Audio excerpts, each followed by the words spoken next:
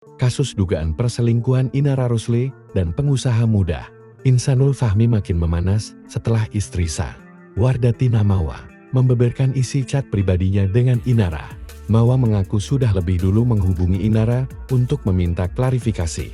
Di awal percakapan, Inara membantah punya hubungan dengan Insan dan justru menyebut Mawa insecure, drama, serta meminta istri Sa itu introspeksi diri.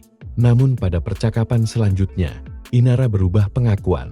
Ia menyebut Insan sudah meminta izin kepada kakaknya untuk menikahinya, serta mengaku tidak tahu bahwa Insan masih berstatus suami Mawa karena pria itu mengaku sedang proses cerai dan pisah rumah. Mawa juga mengungkap bahwa hubungan Inara dan Insan bermula dari bisnis sejak Juli tahun 2025 dan Insan sudah mengakui perselingkuhan tersebut. Bukti chat sempat ia unggah di Instagram sebelum akhirnya dihapus. Dalam percakapan lain yang bocor, diduga Inara kembali menyinggung kondisi rumah tangga. Mawa menyatakan keretakan sudah terjadi sejak lama sebelum dirinya hadir.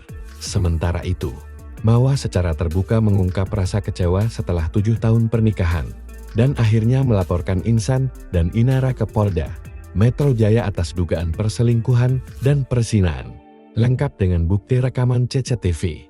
Hingga kini, belum ada pernyataan resmi dari pihak Inara maupun Insan.